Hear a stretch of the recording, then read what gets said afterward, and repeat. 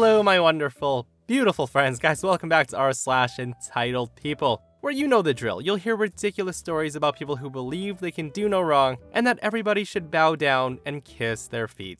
Anyways, guys, I hope you enjoy the stories today, and do remember to hit that subscribe button if you haven't already. Also, email link for stories and posts will be thrown up right here. So I went to Walmart to pick up a single tool that was behind locked glass. I hit the happy to help button and waited for almost 30 minutes. I got excited when I finally saw an employee and asked, "Excuse me, I need someone with a key. I've been waiting for a while now." Now I did that as friendly as possible. The employee then replied, "Did you push the button?" I replied, "Yes, I did. I've been waiting for around 30 minutes. Now at this point, she looks me dead in the eyes and says, "Do you know how to push the button?" And before I can even say anything, she walks away. So at this point, I'm annoyed, but I do move on with my life. And finally, after 15 more minutes, the key holder comes in and apologizes profusely. And I told him no big deal. Stuff happens. I'm just happy because I got my $5 tool to finally fix my car. He then takes me to the register in sporting goods and tells the lady cleaning up to ring me up. To my surprise, it was the same lady. Now, she stood there pretending to wipe something for another 5 minutes, looking back at me every few seconds. Now, at this point, I'm completely pissed off. She finally goes to scan my stuff, but the computer was freezing. Now, growing up with a mom who's a Karen, I learned a thing or two. I call it Karen mode. When I see she was getting frustrated with the computer because it was freezing and acting up, I tell her, "I'm sorry, but I'm in a rush. Do you need help? Do you know how to do your job? Are you in training? Where's your trainer? Have you done this before? Are you even allowed to use the register?" At some point in all this, she was finally at her breaking point, and I said, "I'll just take this up front. You obviously don't know how to do your job," and walked away to self-checkout. As I walked away, I heard someone ask, "What's wrong?" And I looked back and saw her crying. Now, I do feel bad for making her cry, but I work in customer service too, and I've never been rude to a customer like how she was rude to me. So was I wrong for doing that? Okay, yeah, so first off, 2 wrongs don't make a right. I love how a lot of people in the comments are saying that this post is literally written by a Karen, trying to get people on their side for berating this poor employee. Now, I do personally think that they were both in the wrong for those snarky remarks, but almost everybody's saying that OP is a true a-hole in this situation. Also, the 30-minute wait without even pressing the button again, I don't know about you guys, but if I press one of those buttons and nobody comes in 5 minutes, I'm hunting someone down. There's no way this person waited for 30 freaking minutes without pressing the button again. Okay, so I gained 15 kilograms in college, so some of my coats don't fit anymore. I was tired of seeing them in my closet collecting dust and worried about how people need to pass the winter. So around Christmas season, I decided to donate some of them to a church that's currently collecting clothes, blankets, and toys. After 20 minutes of waiting, I give the bag with my clothing to the pastor's wife, and she eyes it like it's full of crap. She says, "None of your items have tags, do they?" Now, she's wearing a mask, but I can tell that she's pissed. I do nod, saying that they're secondhand, but they're barely worn. A few of the coats were worn just once. The woman then condescendingly says, "Darling, this isn't the place to dump clothes that you don't want. We're trying to get clothes with the tags on to gift them on Christmas to the less fortunate. We will accept these as they do look fine, but next time, please be more generous and bring us items that have been recently purchased and with the tags on. I swear some people will do anything just to get a raffle ticket." She then gives me a raffle ticket that I had no idea about. The prize is $300. Now, as I leave completely speechless, older women wearing bougie outfits keep eyeing me and gossiping. Their clothes come in the store's original bag, so I can see tags everywhere. They really went out and bought a ton of items. Now, I got home in tears. I wanted to help despite being broke, and instead, I got an earful. Is being poor a sin? Aren't churchgoers supposed to be kinder than this? The whole thing with tags only makes me think that they just want to resell the clothing for profit. I don't want to donate to the congregation ever again. How many of you at that point would have said, "Oh, I'm sorry, I'll just take these back then," and see how fast they change their minds? Like, I do feel so bad for OP, and listen, whatever happened to the thought that counts? And what really surprises me is that this is the pastor's wife. Guys, I'm pretty sure those in need don't really care about tags. Like, can someone weigh in on this? Was that lady a bit over the top, or is this something that churches actually do, where you have to donate some brand new items of clothing? Okay, so I'm a lifeguard, and at the park I work at, we have a bunch of slides, a wave pool, and one regular swimming pool that has these little plastic water slides that empty into it. We also use the pool for training. Now, the shallow end is about 3 feet and the deep end's about 10, but the water slides empty into the 5 feet end. I want to say that a lot of people do underestimate the depth and find themselves having to swim back to the wall instead of standing.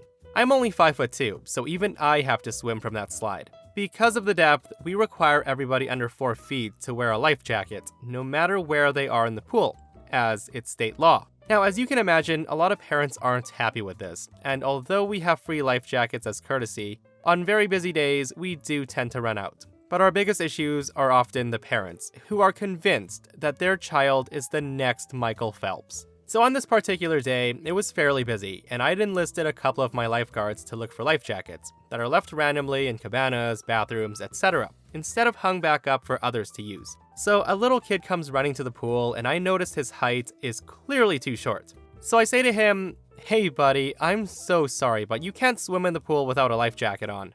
Now his mom's walking behind him, and she says, "Oh, it's alright, he can swim. I let him." I told her, "Unfortunately, because of state law, ma'am, I can't let him in the water without a life jacket on."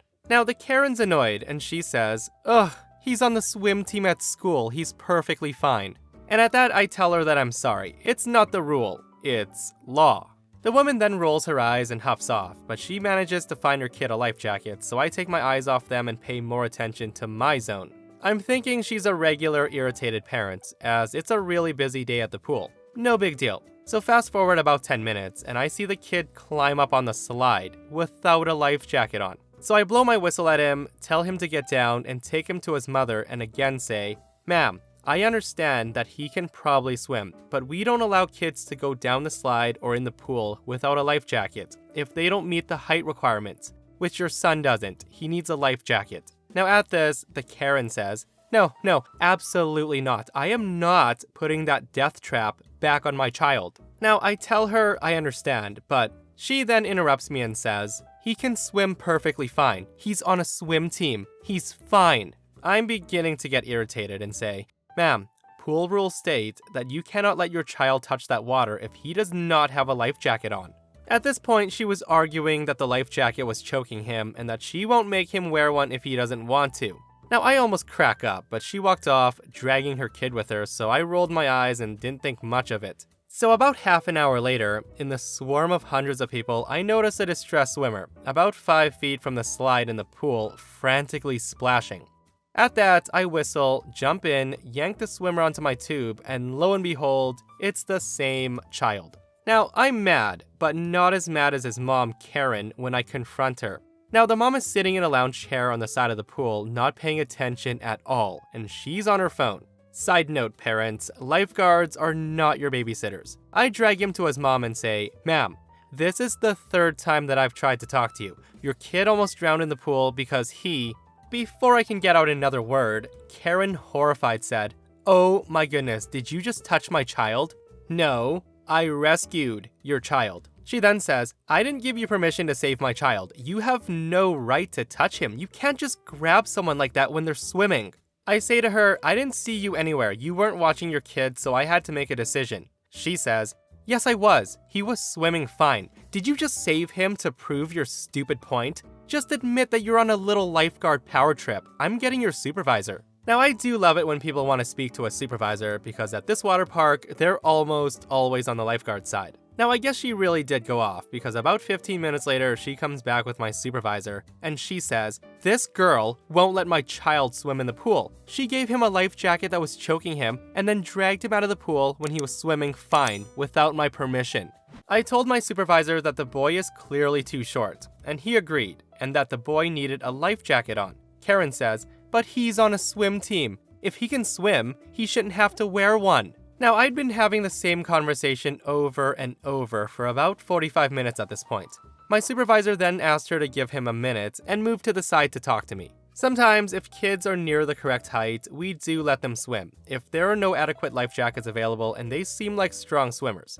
Oh, and they have a reliable adult with them. So my supervisor decides to extend this privilege to Karen, and she says, "Thank you. I can't believe it took this long for you to see some sense. I hope she gets written up at the very least for ruining my son's day." The supervisor says she was just doing her job, but I'm sorry it made things difficult for you. So the mom goes back to chatting with her friends, and I watch her son run happily back to the slide where he nearly drowned once already. The kid slides down it, and sure enough, as soon as he hits the water, he starts to drown immediately. We all start watching and realize that this boy isn't a good swimmer. But I'm not allowed to go rescue her son because he can swim, right? He's on a swim team. Now I'm actually about to jump in to save the boy again when my supervisor gets the mom's attention and says, "Ma'am, watch your son."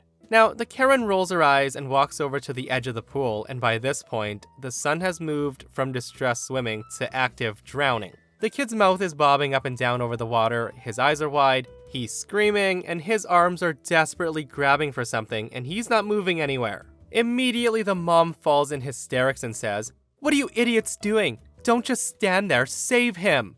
Despite my now anger, I need no second bidding. It's my job. So I jump in, grab the poor kid for a second time, and pull him out. The supervisor then looks at the mom and says, "Please put a life jacket on him, or take him to the kids area where he can swim wherever he likes without one." Now the mom didn't even say thank you. She just shot me a dirty look, signed an incident report, and hauled her shivering kid away. Now as upsetting as it was handled. The kid was safe the entire time, and he did struggle for a bit, but he took in no water. He also didn't slip below the surface of the water, and we sent him to a medic just to be safe. Anyway, the mom didn't bother us again, and the child would have learned to be more careful where he swims, and she didn't complain because she had no grounds to.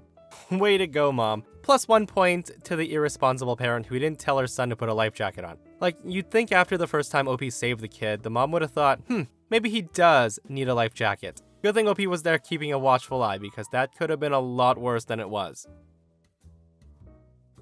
I'm 17 years old, and I do my share of chores around the house. I have been doing it for years. They involve taking out the trash, mopping the house, etc.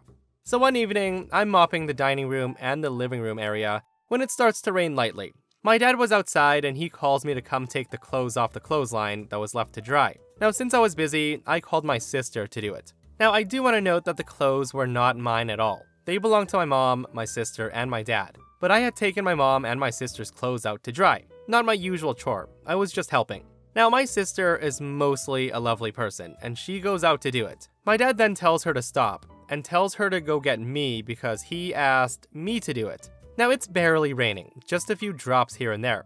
So I go outside, and he's sitting there fidgeting on his iPad. Now, I'm kinda pissed, and this conversation follows. I said, "Dad, could you please do it just this once? I'm actually mopping the floor." Now, at this, Dad says, "No." I asked him, "Why? You're just sitting there and I'm doing something else." Dad says, "Because I don't want to. I keep the lights on in this house and keep you fed. You left them out to dry, so it's your responsibility." I then tell him that these aren't even my clothes. Dad says, "So?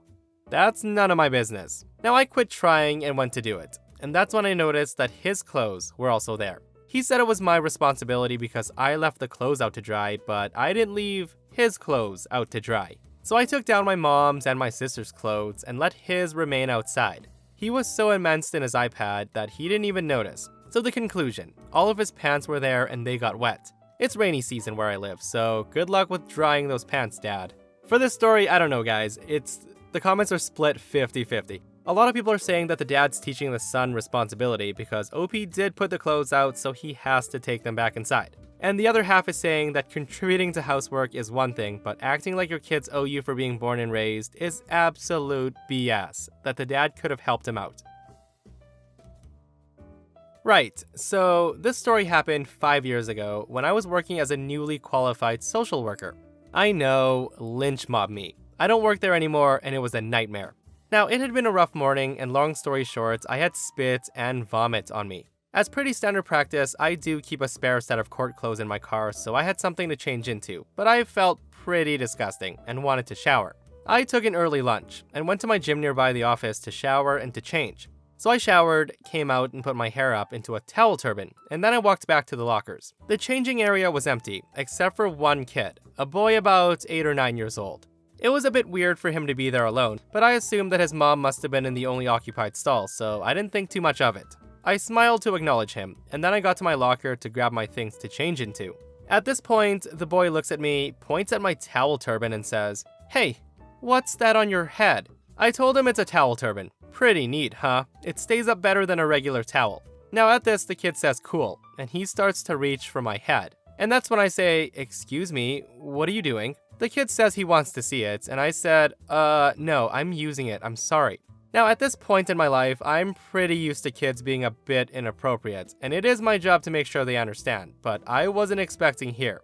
The boy does look a bit pissed, but he went back to his mom's phone. I get dressed and get my things and go over to the mirror to take my towel turban off to dry my hair. I'm flipping my hair around to get it dried, and I notice this kid comes up to the mirror and then he leaves again. Now I do think nothing of it and finish drying my hair. I turn the hairdryer off, reach for my turban, and it's not there. I know exactly what he's done, so I whip around to look for him, and he's turning a shade of red, but staring fixedly on his phone as to ignore me. Now I'm trying to remain calm, but man, I've been spat at, vomited on, and now someone's stolen my towel turban. I walk back and do my best. I've had enough of this crap voice and say, "Hey, please return the turban, now." The kid keeps ignoring me, so I repeat, "Please return the turban, now." The kid's gone a shade of red. He refuses to look at me, and he mumbles something like, "I didn't take it." I've had enough at this point, so I go over to the only occupied stall and knock on the door saying, "Excuse me, is that your son out here?" Now the mom opens the door and she looks at me thoroughly annoyed and says, "What?" I said, "Is this your son? He's taken my towel turban and I've asked for it back and he's not returning it. So please ask him to hand it back and I'll not inform the gym staff." Now the mom looks at me and says, "What the F is a towel turban?" I start to explain, but the kid says, "It's a hair towel, Mom. It stays up better than a normal towel." We both look at him, and she says, "Okay, so what do you want?" I told her I want my towel turban back, please. She says, "Well, my son wouldn't just take something, so obviously you just lost it. You shouldn't go around accusing people because you lose things." At this point, I'm annoyed and said, "Well, he'll have no problem emptying his bag. If he has it, he can hand it back, and if I'm mistaken, I'll apologize." The mom then looks at her son, and it's so obvious to anyone that he's lying, but she says, "Don't be stupid. I'm not letting you rummage through his things like he's some kind of thief. Look at you. You're harassing a little boy in a changing room." Now I inhale and stop my eyes doing a 360 roll and say, "I'm not asking to touch anything. I'm asking for you to go through his bag for my turban. That's all. If you're not willing, I'm gonna go to the staff and get them to sort this out." Now I know it's a frickin' towel turban, but theft is theft, so I'm not letting anybody have it. The mom says, "So you're threatening me now?" I do know a circular argument when I hear one, so I go to the door, lean out, and call for someone to come sort it out. Enter gym trainer dude, and he says, "What's going on?" The guy then looks between the three of us, and the kid's gone back to staring a hole through his phone, and the mom positions herself between the gym guy and her kid. She says, "This crazy girl is harassing my son and trying to go through his bag. She needs to be thrown out." I tell him this isn't what happened. Her son has taken my towel turban, and I would like it returned. I keep looking at this kid, and the gym guy says, "Okay, so what happened, mate? Did you just take the towel?" The kid mumbles something about how I must have lost it, and his mom jumps in and says, "See, he didn't take it. He's so traumatized that he can barely say anything." She then bends down, hugs her son, and says, "It'll be alright. I won't let her get away with this." I then look at the gym dude and explain the whole event, and he says, "Okay, so why don't we just check his bag?"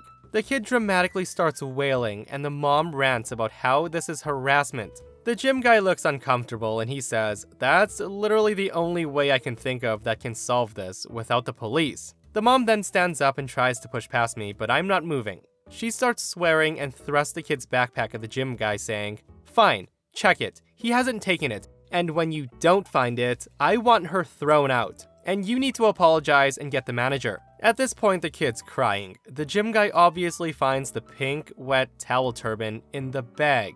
He picks it up and just kinda looks at it, and the kid cries even more. The kid tries to grab it, but the gym guy holds it out of his reach and says, "Right, so this is yours." I told him yes.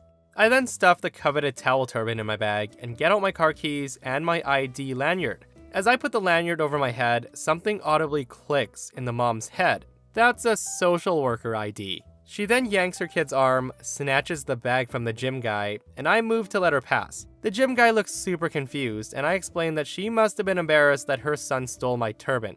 But I knew she was panicking because she realized what my job was, and that her son was out of school, stealing pink, wet turban towels. I bet that kid gets away with stealing a lot of things, especially with his mom's attitude that her son can't do anything wrong. Also, it's crazy that OP had to apologize for being a social worker though. Like, if you're not a bad parent, there shouldn't be anything to worry about, right? And that, my friends, brings us to another end of our slash entitled. Guys, I hope you enjoyed the stories today, and if you did, remember to hit that like button. And if you missed yesterday's episode on the channel, an entitled Karen calls 911 because OP refused to serve her. And she lies to the cops, so if you haven't checked it out, go listen to it, and myself and Steve-O will see you guys in the next one. We love you.